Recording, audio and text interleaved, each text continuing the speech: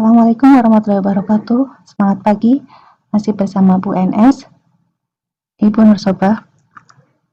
Pada kesempatan kali ini kita akan belajar tentang keselamatan kerja di laboratorium. Apa saja yang akan kita pelajari? Yang pertama kita akan belajar tentang alat-alat laboratorium dan kegunaannya.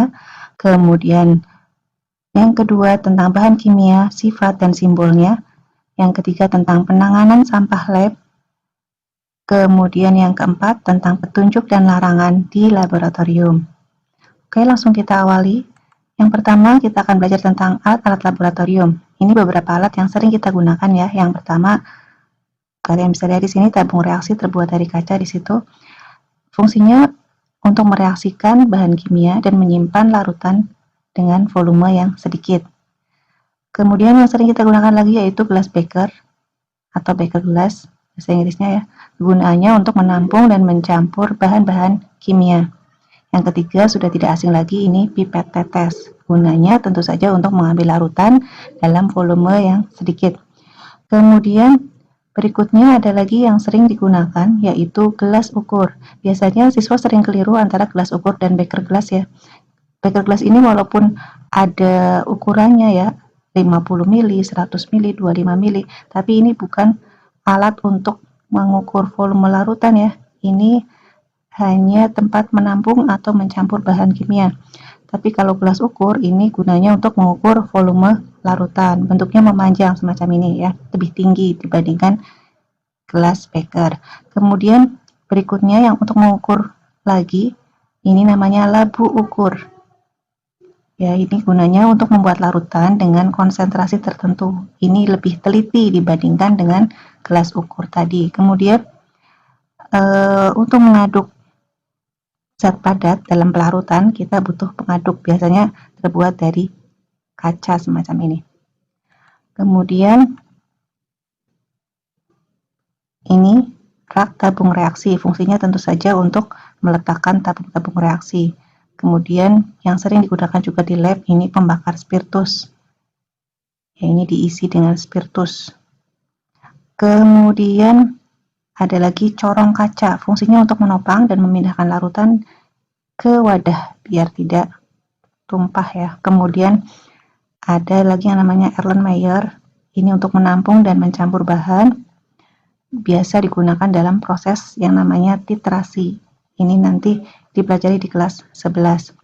Kemudian yang ini penjepit tabung terbuat dari kayu, fungsinya untuk memegang tabung reaksi ketika kita melakukan reaksi pemanasan. Kemudian ini mortar dan alu. Gunanya tentu saja kalian pastinya sudah tahu, ini untuk menghaluskan bahan kimia yang berupa padatan. Berikutnya, ini tentang bahan kimia, sifat dan simbolnya. Ya, jadi di bahan-bahan kimia biasanya itu sudah tercantum simbol-simbol ini di labelnya. Ya, yang pertama gambar ini ya, gambar tengkorak ini menunjukkan bahwa bahan kimia tersebut bersifat toksik atau beracun. Yang kedua, ini gambar seperti benda yang meledak ya. Jadi arti dari simbol ini yaitu bahwa bahan tersebut itu mudah meledak atau bersifat eksplosif. Kemudian ini gambar api, artinya tentu saja bahan kimia tersebut mudah terbakar atau flammable. Kemudian berikutnya lambang yang semacam ini namanya, artinya bahan tersebut bersifat radioaktif. Berikutnya gambar api lagi ya, tapi bedanya ada bulatannya. Ini artinya bahan kimia tersebut bersifat sebagai pengoksidasi. Kemudian huruf X yang ada N-nya, ini artinya bahan kimia tersebut berbahaya jika melalui pernafasan, mulut, dan kontak dengan kulit. Contohnya misalkan kloroform. Ada lagi lambang X lagi yang ada huruf I kecilnya. Ini artinya dia bisa menyebabkan iritasi. Kemudian gambar yang semacam ini ya, tangan yang ketetesan zat kimia, ini artinya bahan kimia tersebut bersifat korosif. Nah, yang terakhir, kalau di labelnya tergambar semacam ini, pohon dan kemudian gambar ikan ini ya, ini artinya bahan kimia tersebut itu berbahaya bagi lingkungan. Nah, ini bisa kalian lihat contohnya ya di gambar ini ya. Jadi di label-label bahan-bahan kimia itu ada gambar-gambar ini yang menunjukkan sifat dari bahan tersebut. Berikutnya, ini adalah penanganan sampah dan limbah laboratorium serta keadaan darurat. Nah, yang pertama, penunjuk umum untuk menangani buangan sampah dulu. Yang pertama, untuk fine chemicals hanya dapat dibuang ke saluran pembuangan atau tempat sampah jika tidak bereaksi dengan air, tidak eksplosif, tidak radioaktif, tidak beracun, dan komposisinya diketahui. Itu yang pertama. Kemudian kalau larutan basah, sebelum dibuang, itu harus dinetralkan terlebih dahulu. Kemudian yang ketiga, kalau larutan asam sama seperti tadi ya, seperti basah tadi, harus dinetralkan dulu. Dan prosedurnya harus sesuai dengan ketentuan di laboratorium. Kemudian yang keempat, untuk pelarut yang dapat langsung dibuang ke saluran pembuangan adalah pelarut yang tidak mengandung halogen. Halogen itu golongan 7A. Ya, nanti akan kalian pelajari. Kemudian yang kelima, untuk bahan yang mengandung merkuri, ya, misalkan termometer yang mengandung merkuri, ini harus dilakukan dengan lebih hati-hati lagi ya. Kemudian untuk bahan-bahan radioaktif, ini tentunya perlu penanganan yang lebih khusus lagi, tapi kalau di laboratorium sekolah tentunya tidak ada ya kalau bahan-bahan ini. Kemudian air pembilas ini harus bebas merkuri, sianida, amonia, minyak, lemak, bahan beracun, dan bahan bahaya lainnya sebelum dibuang ke saluran pembuangan. Ya, jadi air yang digunakan untuk membilas itu harus bebas dari bahan-bahan yang tadi sudah Ibu sebutkan. Nah, kemudian tadi kalau keadaan darurat, ini petunjuk umum jika terjadi kebakaran. Jika nyala apinya kecil, maka pemadaman dilakukan dengan APAR, ya, alat pemadam api ringan. Kemudian yang kedua, jangan lupa mematikan sumber arus listrik di gardu utama. Ya, tujuannya apa? Agar listrik tidak mengganggu upaya pemadaman.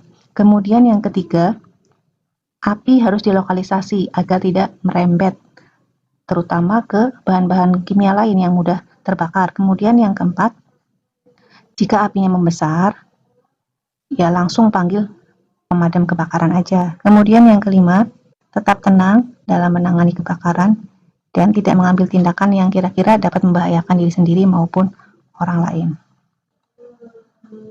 Nah, yang terakhir, ini hal-hal yang perlu kita perhatikan di laboratorium. Yang pertama, membaca petunjuk praktikumnya tentu saja, ya. Kemudian yang kedua, menggunakan kacamata pengaman dan penutup wajah. Yang ketiga, jika menggunakan soft lens atau lensa kontak, maka harus lebih ekstra hati-hati lagi agar menjaga supaya tidak ada bahan kimia yang masuk ke mata. Kemudian yang keempat, menggunakan sarung tangan jika perlu. Yang kelima, menggunakan baju laboratorium dan harus dikancingkan untuk melindungi dari kontaminasi zat kimia. Kemudian yang keenam, jika rambut kita panjang, maka kita harus mengikatnya. Kemudian yang ketujuh, tidak makan dan minum di laboratorium. Yang kedelapan, menjaga kebersihan laboratorium. Yang kesembilan, memastikan bahwa keran gas tidak bocor saat menggunakan bunsen. Bunsen itu alat pembakaran ya yang menggunakan gas. Kemudian yang ke-10, memastikan bahwa keran air dalam keadaan tertutup baik sebelum maupun sesudah melakukan praktik. Yang ke-11, menjaga agar semua senyawa dan pelarut jauh dari mulut, kulit, mata, dan pakaian kita. Yang ke-12, jika terkena bahan kimia tetap tenang dan tidak panik. Yang terakhir, jika kulit terkena bahan kimia, jangan digaruk. Kenapa? Agar tidak menyebar. Kemudian yang penting, segera bersihkan bagian yang mengalami kontak langsung dengan zat kimia tadi menggunakan air bersih yang mengalir. Oke, itu yang dapat Ibu sampaikan. Tetap semangat belajar di rumah. Ibu akhiri. Assalamualaikum warahmatullahi wabarakatuh.